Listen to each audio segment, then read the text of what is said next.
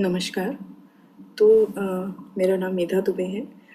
पिछले सेशन में हमने ये समझने की कोशिश की थी कि कल्चुरी डायनेस्टी क्या थी और उनका ओरिजिन कैसे हुआ और कौन-कौन से महान शासक थे उनके। तो अब आज के सेशन में हम लोग जानेंगे कि सबसे पहले महिष्मती के कल्चुरी कौन थे और महिष्मती के कल्चुरियों को ही इस कल्चुरी डायनेस्टी की शुरुआत करने का श्रेय दिया जा सकता है। तो काफ़ी सारे रिकॉर्ड्स में कल्चुरीज का मेंशन तो है काफ़ी पहले से, यानी कि लगभग सेकेंड या थर्ड सेंचुरी से ही, लेकिन उनके बारे में उतना अच्छे से डॉक्यूमेंटेशन नहीं किया गया है जिससे हम लोग किसी स्ट्रॉन्ग कंक्लूजन पे पहुंच सकें। और जो अवेलेबल हैं भी डॉक्यूमेंटेशंस, वो काफ़ी बाद में जो ट्रैवलर्स होते थे उस समय के, या फिर जो राजाओं की जीवनी या मेमोइर्स लिखे गए थे, उनमें अप्रोक्सीमेटली 6 सेंचुरी से थोड़े ज़्यादा स्ट्रॉन्ग एविडेंसेस मिलने स्टार्ट होते हैं। तो अब इस सेशन का जो लिटरेचर स्टडी है उसको करने में मेरे नाना जी श्री बाल मुकुंद भारती जी ने काफ़ी मेजर हेल्प की, जिन्होंने हिस्ट्री में एमए करा हुआ है और 1950 से ही मध्य प्रदेश के सीनियर जर्नलिस्ट भी रहे हैं और आज भी जर्नलिज्म में काफ़ी ज़्यादा एक्टिव हैं। तो उनकी हेल्प से ही फिर काफ़ी ज़्यादा इस पूरे लिटरेचर को समझने में भी हेल्प हुई और उनके दिए सोर्सेस से ही काफ़ी सारा ऑथेंटिक इंफॉर्मेशन भी मिल पाई। तो अब जो वाकाटका साम्राज्य हुआ करता था वो लगभग 540 ईस्वी के आसपास समाप्त हो गया था और लगभग उसी समय यशोवर्मन एक काफी शानदार चमक के बाद वापस अंधकार में विलीन हो गए। तो इन राजनीतिक परिस्थितियों में जो प्रारंभिक कल्चुरी थे उन्होंने 6ठी शताब्दी के उत्तरार्ध में इस क्षेत्र में प्रमुखता हासिल की और इनकी राजधानी माहिष्मती में थी। तो सामान्य भाषा में इसे हम लोग कल्चुरी कहते हैं, लेकिन जो इतिहासकार हैं वो भाषा के या फिर बोली के थोड़े बहुत डिफरेंसेस के साथ में इसे कई जगह पे कलछुरी भी कहते हैं, कुछ जगह कटसूत्री भी कहते हैं, कहीं पे कलचुती या कलचूर्य या कालीचुरी भी कहा जाता है। तो एक ही नाम के ये अलग अलग थोड़े वर्जन्स हैं। अब कुछ ऐसी भी जगह हैं हमें एविडेंसेस मिलते हैं कि कल्चुरी नाम को संस्कृत से बाहर का माना गया है और इसको जो टर्किश शब्द या तुर्की शब्द किटलुचुर के साथ बराबरी पर रखा गया है, जो कि एक उच्च पद का संकेत देता है। तो अब इसके भी दो वर्जन्स हो सकते हैं कि या तो सिर्फ नाम वहां से इंस्पायर होके लिया गया और या फिर इस वंश की जो विदेशी उत्पत्ति की तरफ भी इशारा कर सकते हैं, जो कि जैसे कि हून या गुर्जरों ने भारत में प्रवेश किया, तो इसी तरह से हो सकता है इस वंशावली ने भी विदेश से भारत में प्रवेश किया।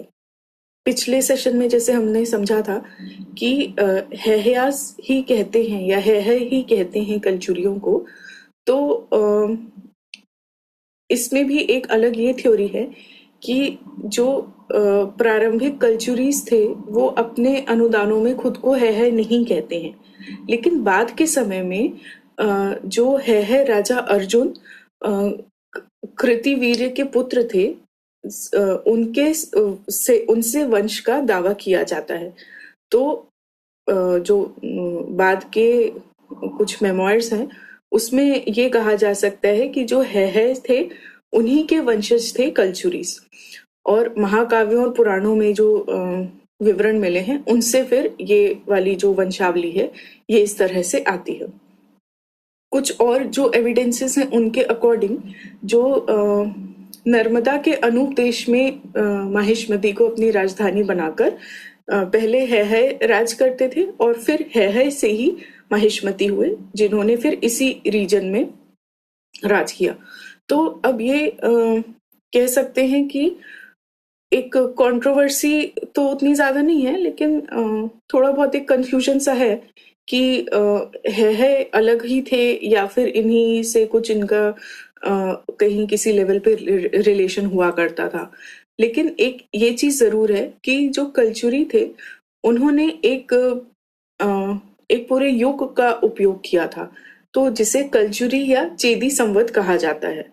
और इसके अनुसार जो गणना थी वो 306 विक्रम संवत यानी 25 सितंबर 249 ईस्वी से प्रारंभ होती है।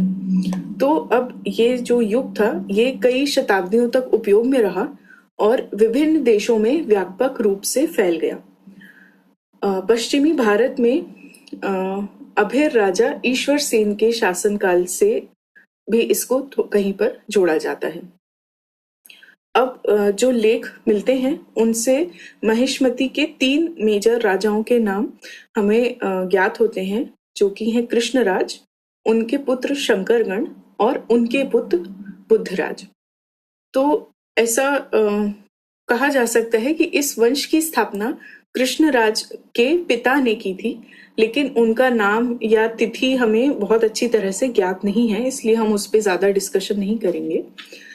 फिर वंश की जो महानता थी उसके वास्तविक संस्थापक कृष्णराज लगभग 550 से 575 ईस्वी तक उन्होंने राज किया था और इनके चांदी के जो सिक्के थे उस पे परम महेश्वर कृष्णराज की छवि और एक और नंदी की आकृति अंकित है।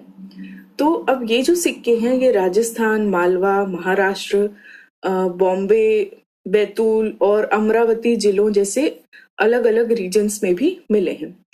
और सिक्कों पर नंदी की आकृति ये दर्शाती है कि कलचुरी जो थे वो पशुपति शिव जी के भक्त थे और इन सिक्कों का ऐसे दूरस्थ क्षेत्रों में पाया जाना ये साबित करता है कि वे माहिष्मती अपना कैपिटल रख के आसपास के सारे रीजन जैसे गुजरात, महाराष्ट्र, विदर्भ और मालवा जैसे काफी बड़े क्षेत्र पर शासन करते थे और इन सारे रीजन्स पे उनका एक अच्छा खासा इन्फ्लुएंस था। अब जो कृष्णराज के पुत्र और उत्तराधिकारी थे शंकरगण, जिन्होंने लगभग 575 से 600 ईस्वी तक राज किया, वो भी एक काफी शक्तिशाली सम्राट थे और इनका उल्लेख भी कई अभिलेखों में मिलता है। और इनके स्वयं के अबोना ताम्रपत्र 595 ईस्वी के मिलते हैं जो नासिक जिले में पाए गए और उज्जैन में भी उनके शिविर से जारी किए गए थे और उस जिले के एक गांव में भूमि के दान को भी दर्ज किया गया है। तो अबोना ताम्रपत्र जो उन्हें पूर्वी और पश्चिमी समुद्रों द्वारा सीमांकित पूरे देश का स्वामी बताते हैं, उनमें यह दिखाया जाता है कि शंकरगण एक विशाल साम्राज्य पर शासन करते थे जो मालवा से लेकर महाराष्ट्र तक फैला हुआ था। अब शंकरगण के पुत्र बुद्धराज ने लगभग 600 ईस्वी में कलचुरी सिंहासन पर अधिकार किया। फिर अगले वर्ष उन्हें चालुक्य शासक मंगलेशा के आक्रमण का सामना करना पड़ा।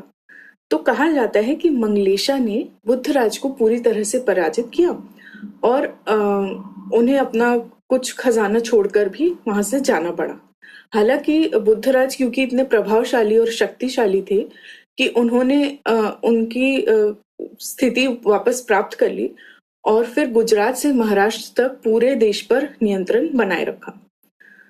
फिर बुद्धराज के जो उत्तराधिकारी हैं उनके बारे में भी उतना डिस्क्रिप्शन नहीं है, तो संभवतः वे चालुक्यों के अधीन माहिष्मती में एक कुछ अधीन अवस्था में ही शासन करते रहे, क्योंकि चालुक्यों और माहिष्मती के कलचुरियों के बीच में थोड़ी बहुत मतलब अनबन होती रहती थी। तो ये हो सकता है कि किसी एक पॉइंट पे चालुक्यों ने उसको ओवरटेक कर लिया हो और वो फिर उनके अधीन ही शासन करते रहे हों। लेकिन ये भी है कि हो सकता है वो उस स्थिति में लंबे समय तक नहीं रहे, क्योंकि कलचुरी परिवार के ही एक काफी प्रसिद्ध सदस्य वामराज, जिन्होंने 675 से 700 ईस्वी तक राज किया, उन्होंने 7वीं शताब्दी के अंत में एक काफी बड़ा राज्य स्थापित करने में सफलता प्राप्त की, जो उत्तर में गोमती से दक्षिण में नर्मदा तक और ऐसे पूरा फैला हुआ था और इनकी राजधानी फिर त्रिपुरी थी। तो वामराज के समय से कलचुरी चेदी देश के स्वामी के रूप में जाने जाने लगे। फिर महिष्मती के कलचुरी वंश जो हैं वो है या प्रारंभिक कलचुरी के रूप में जाने जाते हैं और ये भी थ्योरी है कि जो महिष्मती के कलचुरी थे उनके ही डिसेंडेंट्स थे त्रिपुरी के कल्चुरी। तो वो सेम तरह से राज नहीं करते थे, उनके फिलोसफीज या उनके जो भी रूल्स रेगुलेशंस थे वो उतने ज़्यादा सिमिलर नहीं थे, बट स्टिल कहीं ना कहीं वो लोग एक सेम वंशावली से आते थे। इन्होंने फिर छठवीं या सातवीं सदी ईस्वी के दौरान शासन किया और माहिष्मती को मालवा का पूरा उन्होंने राजधानी रखकर पूरे गुजरात, मध्य प्रदेश और महाराष्ट्र के हिस्सों पर शासन किया। तो कल्चुरी शिलालेखों में उल्लेख किया है कि उज्जैनी, विदिशा, आनंदपुर और विदर्भ के हिस्सों पर भी कल्चुरी वंश का शासन हुआ करता था। और इसी शिलालेख में माहिष्मती के कल्चुरी वंश के जो 3 शासकों की हमने बात की, कृष्णराज, शंकरगण और बुद्धराज, इनका भी उल्लेख किया गया है। एक थ्योरी ये भी है माहिष्मती के जियोग्राफिकल लोकेशन को लेके कि जब अलेक्जेंडर कनिंघम ने माहिष्मती की पहचान की तो उनका ये कहना था कि जबलपुर के पास ही जो मंडला जिला है उसको माहिष्मती कहा जा सकता है, क्योंकि यहाँ पर भी काफी सारे जियोग्राफिकल जो हमें एविडेंसेस मिलते हैं वो काफी मिलते जुलते से हैं। लेकिन जो हमारे इंडियन आर्कियोलॉजिस्ट थे, एच.डी. संकलिया, पी.एन. बोस और फ्रांसिस विल्फोर्ड, इन लोगों ने महेश्वर को ही प्राचीन माहिष्मती शहर के रूप में पहचाना है और ग्रीक रोमन्स के लिए मिन नगर के नाम से ये शहर जाना जाता था। तो अब क्योंकि ज्यादा हम लोगों के पास वोट्स जो हैं वो महेश्वर की तरफ ही इशारा करते हैं, इसलिए हम लोग कोशिश करेंगे कि इसको महेश्वर को ही सेंटर पे रखकर फिर इसके आसपास हम लोग अपनी स्टोरी को समझें। तो अब अगर हम इस तरह से इसको देखते हैं कि महेश्वर ही माहिष्मती शहर हुआ करता था, तो इससे रिलेटेड एक स्टोरी है कि जो सोमवंशीय या है राजा सहस्त्रार्जुन थे, उन्हीं का स्थल था जहां पर वो राज करते थे और यही महेश्वर था। अब ये राजा की कार्तिवीर्य अर्जुन की राजधानी थी। इनका उल्लेख जो है वो संस्कृत महाकाव्य रामायण और महाभारत में किया गया है। तो एक काफी लोकप्रिय किंवदंती है यहाँ पर। इसके अनुसार एक दिन राजा सहस्त्रार्जुन और उनकी कुछ पत्नियां नदी में थोड़ा ऐसे लीजर टाइम स्पेंड करने के लिए गए।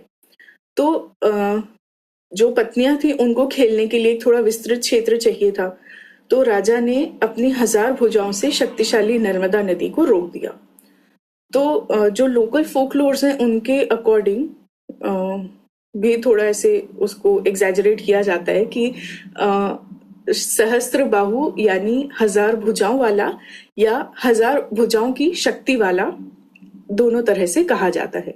तो जब वे सब नर्मदा नदी के पानी में खेलने का आनंद ले रहे थे, उसी समय रावण जो थे वो अपने पुष्पक विमान से उड़ते हुए वहां से गुजरे। अब क्योंकि जो सहस्त्रबाहु थे उन्होंने नदी को अपने 1000 भुजाओं से रोक रखा था, तो रावण को लगा कि नीचे नदी के पास काफी सारा सूखा एरिया है और उन्हें वहां पर भगवान शिव की आराधना के लिए काफी आदर्श स्थल लगा।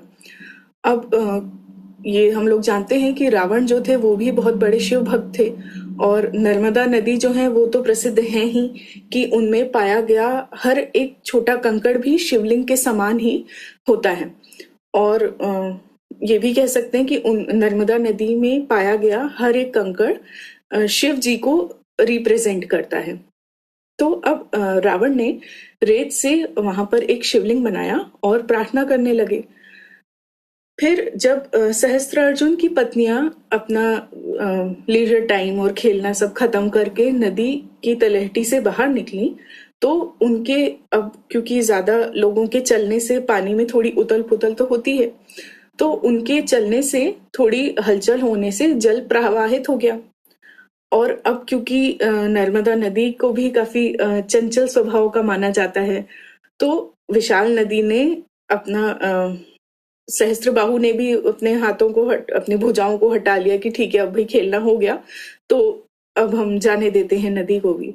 तो उन पत्नियों के चलने से और भुजाओं के हटने से जो नदी में थोड़ा सा बहाव हुआ, उसकी वजह से जो रावण ने शिवलिंग बनाए हुए थे वो थोड़ा डिस्टर्ब हो गया या खराब हो गया, और इससे उनकी प्रार्थना में विघ्न आ गया। तो अब रावण तो अपने क्रोध के लिए भी काफी मशहूर थे। उन्होंने सहस्त्रार्जुन राजा को ढूंढा और उनको वहीं के वहीं चुनौती दे दी। तो अब युद्ध जो था वो नदी में ही होने लगा, 1 on 1 दोनों में। और काफी आश्चर्य की बात थी कि रावण जो थे वो पूरी तरह हथियारों से लेस भी थे, और उसके अलावा हम लोग जानते ही हैं कि वो कितने बलशाली थे और कितने ज्यादा उनमें युद्ध कला में पारंगत थे। उनको जो सहस्त्रार्जुन राजा थे उन्होंने पहले तो हरा दिया, उसके बाद में अपनी 1000 भुजाओं से उठाकर उनको जमीन पर गिरा दिया। फिर उन्होंने जो फोकलोर्स है उसी के अकॉर्डिंग कि रावण के सिरों पर 10 दीपक रखे और एक दीपक रावण के हाथ पर रख दिया, और इस तरह से वो रावण को बांधकर राजा ने अपने बेटे के जो पालना होता है उसके एक पैर पर बांध दिया। तो अब रावण का काफी अपमान हो गया, और वो तब तक बंदी बने रहे जब तक फिर राजा सहस्त्रार्जुन ने उनको रिहाई नहीं दे दी। तो आज भी मतलब महेश्वर में एक जगह है जहां पर नदी कई छोटे छोटे बहाव में बढ़ जाती है। तो अब अगर जियोलॉजिकली देखा जाए तो ऐसा इसलिए है कि वहां पर जो ग्रेनाइट रॉक्स हैं उनका फॉर्मेशन है, और मल्टीपल इस तरह से रॉक्स होने से नदी को कई सारे छोटे छोटे पार्ट्स में डिवाइड होना पड़ता है। लेकिन क्योंकि हम लोगों के लिए फोकलोर्स भी उतने ही इम्पोर्टेंट हैं, इसलिए ये कहानी ज्यादा लोकप्रिय है वहां पर कि ये सहस्त्रबाहु की 1000 भुजाओं में से जब होके नर्मदा निकली तो उस वजह से 1000 सेगमेंट्स में डिवाइड हो गई। तो काफी इंटरेस्टिंग कहानी है ये। और इस किंवदंती को ऐसे भी आज हम लोग देख सकते हैं कि महेश्वर में सहस्त्रबाहु मंदिर भी है, जिसको राज राजेश्वर मंदिर भी कहते हैं, और ये महेश्वर घाट से कुछ ऐसे हम लोग मतलब वॉकिंग डिस्टेंस पर ही पहुंच सकते हैं। लेकिन क्योंकि ये बहुत ज्यादा पॉपुलर नहीं है, लोग उसे इतना नहीं जानते हैं, तो विजिटर्स थोड़े कम हैं यहाँ पर। एक दूसरी वजह ये भी है कि अभी जो लोग इसकी देखरेख करते हैं उन्होंने जाने अनजाने में इस पूरे कॉम्प्लेक्स को जो रबर बेस्ड पेंट्स होते हैं उनसे पेंट कर दिया है, पूरा कवर अप कर दिया है। तो इसलिए जो इसकी पुरानी शैली या आर्किटेक्चरल एलिमेंट्स थे जिनको पहचाना जा सकता था कि ये किस टाइम पीरियड को डिनोट करते हैं, उनको पहचानना काफी मुश्किल है। तो इस मंदिर में अब फिलहाल जो मुख्य देवता हैं वो भगवान शिव हैं, और इन्हें ही राज राजेश्वर स्वामी के नाम से पूजा जाता है। इस पूरे परिसर में कई छोटे मंदिर भी हैं, लेकिन राज राजेश्वर स्वामी इस मंदिर के मुख्य और प्रमुख देवता हैं। और ये जो रावण की कहानी हमने सुनी, इसी से कंटिन्यूएशन में कहते हैं कि आज भी मंदिर में अखंड 11 दीपक जलाए जाते हैं, और सदियों पहले जो परंपरा ये शुरू की थी राजा सहस्त्रबाहु ने, तो उसी को कंटिन्यू करते हुए आज भी 11 दीपक जलाए जाते हैं। और ये कहते हैं कि इन दीपकों को हमेशा जलने ही दिया जाता है, और क्योंकि हर एक दीपक 24 घंटे जलाना पड़ता है, तो उसके लिए लगभग हर दीपक में कुछ 1 से 1.25 किलोग्राम देसी घी का उपयोग होता है। तो अब जो भक्त आते हैं इस मंदिर में वो घी का ही दान करते हैं, और अब क्योंकि वहां पर इतना सारा घी हो जाता है दान होने की वजह से कि फिर धीमे धीमे करके एक अलग इमारत ही बना दी गई, और इसी परिसर में सहस्त्रार्जुन राजा को समर्पित भी एक मंदिर है। और अब मतलब उनकी यश कीर्ति तो थी ही काफी, लेकिन क्योंकि उन्होंने रावण जैसे महारथी को हराया था और कई दिनों तक उन्हें अपनी कैद में रखा था, इस वजह से भी उन्हें काफी ज्यादा इम्पोर्टेंस मिलती है। तो जो सहस्त्रबाहु राजा हैं उनके जो बर्थ डेट होता है या जयंती होती है, उस पर भी एक काफी बड़ा त्योहार 3 दिन का कुछ मनाया जाता है। अब इसके अलावा ये तो एक कहानी हुई। इसके अलावा जो जमदग्नि ऋषि, रेणुका देवी और भगवान परशुराम, जिनके साथ कार्तवीर्य अर्जुन की कहानी जुड़ी हुई है, ये लोग भी महेश्वर, ओमकार मंदाता यानी कि प्रेजेंट डे जो ओमकारेश्वर है, इसके ही आसपास में रहते थे। तो इसलिए भी हम लोग इन सारी जो जियोग्राफिकल लोकेशंस हैं उनको महेश्वर से जोड़ते हैं। फिर महाभारत में भी माहिष्मती में एक असामान्य परंपरा का वर्णन है, जिसमें विवाह को एक नागरिक संस्था के रूप में सार्वभौमिक नहीं माना जाता था, जैसा कि आर्यवर्त के बाकी हिस्सों में होता था। और ये चीज तेलुगु भाषा में लिखी गई आंध्र महाभारत में सभा पर्व में भी वर्णित है। तो अब हम लोग आते हैं, ये तो एक माहिष्मती की इम्पोर्टेंस और जो कल्चुरी राजा थे उनकी इम्पोर्टेंस और उनसे जुड़े फोकलोर्स की बात हो गई। अब हम लोग आते हैं कि इस वंश की संस्कृति, राजनीति, कला और वास्तुकला किस प्रकार की थी। तो अब हमें ये तो समझ में आ गया कि माहिष्मती के कल्चुरी जो थे वो त्रिपुरी के कल्चुरियों से पहले आते थे। अब इसमें एक कहानी ये भी है कि जो हेहयास या है थे, उनके ही वंशज थे कल्चुरी। तो जो रीजन पे इन्होंने राज किया वो भी हम लोगों ने समझा। अब जो संस्कृति की बात करें हम लोग, तो इनकी राजधानी महेश्वर के आसपास का जो रीजन है वो काफी रिच है कल्चर को लेकर। तो उसके अलावा महेश्वर, ओमकारेश्वर या ओमकार मंदाता और आसपास के जितना भी रीजन है वो सब जो शिव जी हैं या शैव मत के प्रति उनकी काफी गहरी आस्था हुआ करती थी, और इनके द्वारा जो निर्मित मंदिर और मूर्तियां थी, इसमें इनका प्रमाण काफी अच्छी तरह देखा जा सकता है। और इनकी संस्कृति में त्योहार, अनुष्ठान और धार्मिक कार्यक्रमों का भी काफी विशेष महत्व था। तो ज्यादातर मंदिर जो कल्चुरी वंश के समय में बनाए गए थे, उनमें प्रमुख शिव मंदिर ही हुआ करते थे, और उसके बाद कुछ आध्यात्मिक मठ बनाए गए और फिर बने 64 योगिनी मंदिर, जैसा हमने पिछले सेशन में भी जाना था। अब कल्चुरी वंश के काल में जो वास्तुकला और कला का भी अद्वितीय विकास हुआ, इस समय के मंदिरों, मूर्तियों और शिलालेखों में उच्च कोटि की कला का प्रदर्शन देखने को मिलता है। तो इसके जो मंदिर अब क्योंकि बहुत ज्यादा हमें नहीं देखने को मिलते हैं क्योंकि काफी नष्ट हो चुके हैं, लेकिन फिर भी जो कुछ थोड़े बहुत एग्जाम्पल्स हैं उनमें देख के समझ में आता है कि कितनी महीन कारीगरी थी और कितनी उत्कृष्ट शिल्प कला का उस वक्त कार्य किया गया था। मंदिरों पर की गई नक्काशी, जो मूर्तियां थीं या फिर जो स्तंभ थे, उनकी वास्तुकला भी काफी अद्वितीय है, जो कि बहुत ज्यादा हमें नहीं मिल रही है देखने को। लेकिन उस वक्त क्योंकि जो कल्चुरी थे माहिष्मती के, उनके समानांतर हुआ करते थे गुप्त और वाकाटका डायनेस्टीज। तो इनकी जो शैलियां थी उनका भी एक कुछ जो सामंजस्यपूर्ण मिश्रण कह सकते हैं या फिर इंस्पिरेशन कह सकते हैं। तो इन तीनों में काफी सिमिलैरिटी देखने को मिलती है। इसका एक एग्जाम्पल ये भी आपको देखने को मिलेगा कि विकिपीडिया वगैरह जैसे जो जनरलाइज्ड से वेबसाइट्स हैं, उन पर इसी कंफ्यूजन के वजह से ये कहा गया है कि कल्चुरी राजाओं ने ही जो एलिफेंटा केव्स या एलोरा केव्स में जो शिव मंदिर थे या गुफाएं थी, उनको बनाने की शुरुआत की।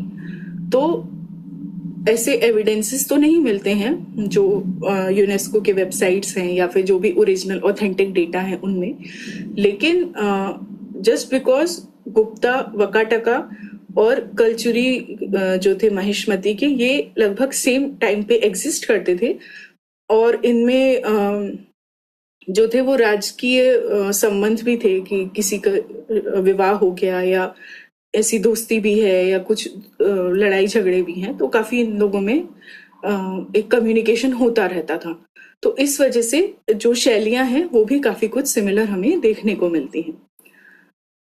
और जो महल वगैरह थे उनके भी काफ़ी जो शाही संरक्षण या उनकी वास्तुकला के विकास को बढ़ावा दिया गया इस समय में। तो अब हमें देखने को कोई कल्चुरी टाइम पीरियड का महल तो नहीं मिलता है, लेकिन जो साहित्यिक विवरण थे या मूर्तिकला जो प्रदर्शन है उससे जो लाइफस्टाइल समझ में आती है, उसमें ही उस टाइम पीरियड की भव्यता की झलक मिलती है। और हिस्टोरियंस और आर्कियोलॉजिस्ट जिन्होंने इस समय के इंस्क्रिप्शंस को समझने की कोशिश भी की है, उनका कुछ हद तक ये मानना है कि ये महल शायद बहुमंजिला संरचनाएं थी जिनमें आंगन, उद्यान और अलंकृत सजावटी तथ्य थे।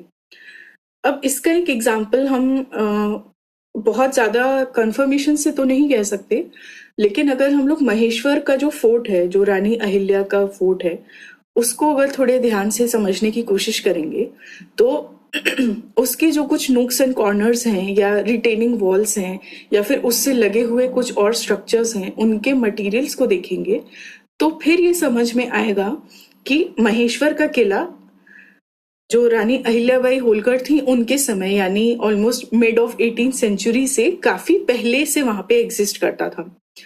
और हालांकि आज जो हमें काफी सुंदर स्वरूप दिखाई पड़ता है महल का, वो ऑफ कोर्स रानी अहिल्याबाई के जो कंजर्वेशन था, since she was the first conservationist of India, तो उनके द्वारा एक पुराने किले को अपनी पसंद से राजस्थानी कलाकारों को बुलाकर इस किले को नया स्वरूप दिया गया था।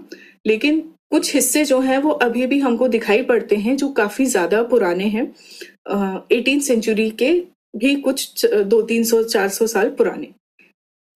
अब क्योंकि उनके ऊपर नया महल भी बन गया है या फिर महल के कई सारे हिस्से जैसे कि मंदिर हैं या बरामदे हैं या गलियारे वगैरह बन गए हैं, इसलिए पुराने मटेरियल को उतना ज्यादा नहीं पहचाना जा सकता।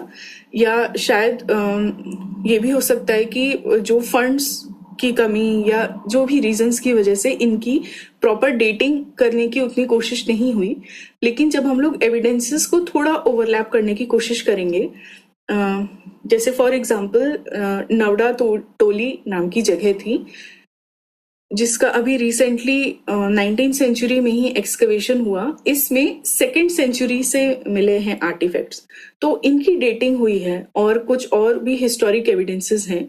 उससे ये पता चलता है कि ये जो रीजन है ये सिर्फ रानी अहिल्याबाई या मल्हार राव जी होलकर के समय में ही नहीं एग्जिस्ट करते थे, ये उनसे भी काफी पहले से यहाँ पर एग्जिस्ट कर रहे हैं। और इन्हीं कुछ बिखरे हुए जो पजल्स थे उनको जोड़कर, उन पत्थरों को जोड़कर रानी अहिल्याबाई ने एक बेहद खूबसूरत सा महल बना लिया। तो माहिष्मती का जो किला था वो कल्चुरी वंश की सैन्य और राजनीतिक शक्ति का भी हो सकता है प्रतीक हुआ करता था। और जो आज हम लोग उस किले की लोकेशन को देखते हैं या जो रिटेनिंग वॉल्स या स्टेप्स को देखते हैं या जो उसका पूरा प्लानिंग है उसको देखते हैं, तो अभी भी ये समझ में आएगा कि उसकी रक्षा व्यवस्था और स्थापत्य कला की उत्कृष्टता कितनी ज्यादा रही होगी।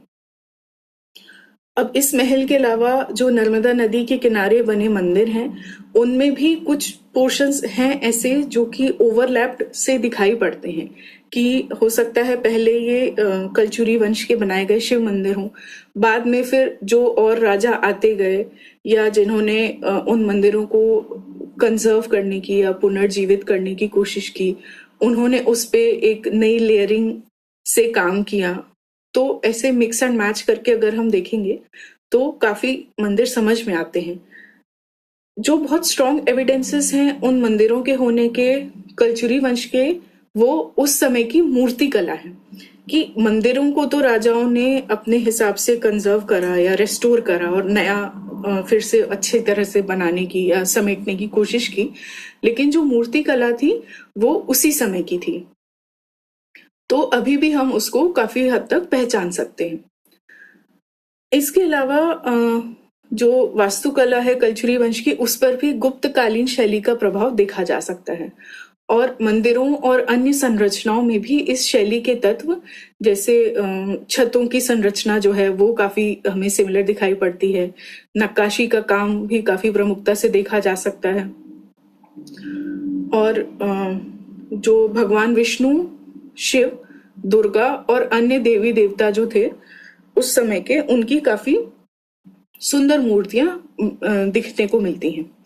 तो जो कलाकार थे वो मूर्तियों के भाव, मतलब हाव भाव, उनका उस समय का लाइफस्टाइल, उन सबको दिखाने की कोशिश करते थे और काफी ध्यान से उसको ऑलमोस्ट लाइफ साइज का कंस्ट्रक्ट करने की कोशिश करते थे। अब एक और स्टोरी ये भी है कि जब राजा कृष्णराज जो थे, उन्होंने एक महान यज्ञ का आयोजन किया जिसमें हजारों ब्राह्मणों को आमंत्रित किया गया। इस यज्ञ में ही भगवान शिव की विशेष पूजा करवाई गई थी और इसी दौरान कई ब्राह्मणों को भूमि और सोने का दान भी दिया गया था।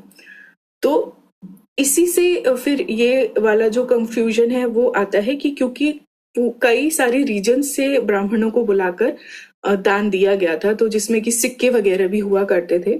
तो अब ये जो इन्फॉर्मेशन हमें मिलती है ऑनलाइन कि एलिफेंटा केव्स वगैरह में सिक्के मिले या फिर विदर्भ में कुछ जगहों पर सिक्के मिले कल्चुरी वंश के, तो हो सकता है वो इसी तरह से ट्रैवलर्स के थ्रू या फिर ब्राह्मणों के थ्रू जिनको दान मिला था उनके थ्रू ट्रैवल करके उन रीजन्स तक पहुंचे और ये थोड़ा बहुत कंफ्यूजन वहां से स्टार्ट हुआ। अब राजनीति की अगर हम लोग बात करें तो कल्चुरी वंश की राजनीति में जो राजा का महत्व था वो ही सर्वोपरि था। और राजा केवल प्रशासनिक प्रमुख नहीं था बल्कि धार्मिक और सामाजिक नेतृत्व भी करते थे। कल्चुरी राजा जो थे उन्होंने अपनी सत्ता को मजबूत करने के लिए विवाह संबंधों का भी सहारा लिया और बाकी शक्तिशाली जो राजवंश थे उनसे गठबंधन भी बनाए। और इसकी एक और राजनीतिक घटना काफी फेमस है कि कृष्णराज के पुत्र जो थे शंकरगण, उनके शासनकाल जो था वो राजनीतिक दृष्टि से काफी महत्वपूर्ण था। उन्होंने अपने शासनकाल में उज्जैन और विदिशा जैसे जो महत्वपूर्ण शहर थे उन पर नियंत्रण स्थापित किया और इन्हीं के पुत्र बुद्धराज के समय में जो चालुक्य राजा मंगलेश थे उन्होंने आक्रमण किया और इस बड़ी हार के बावजूद बुद्धराज ने अपने राज्य को पुनः स्थापित किया और इसी एरिया पर शासन जारी रखा। और साहित्य की अगर हम बात करें तो इसी वंश के काल में कई सारी साहित्यिक गतिविधियां भी हुई और राजा के दरबार में जो विद्वान लोग होते थे उनको संरक्षण भी मिला और कई सारे ग्रंथों की रचना भी की गई। तो एक प्रसिद्ध कवि भी हुआ करते थे शंकरगण जी के दरबार में जिनका नाम हरिहर था और इन्होंने कई महाकाव्यों की रचना की जो कि आज भी साहित्यिक धरोहर के रूप में संजोई जाती हैं। तो अब अगर हम लोग इस पूरे सेशन का निष्कर्ष देखने की कोशिश करें तो हमें ये समझ में आता है कि भारतीय इतिहास में जो माहिष्मती के कल्चुरी थे उन्होंने काफी विशिष्ट पहचान बनाई।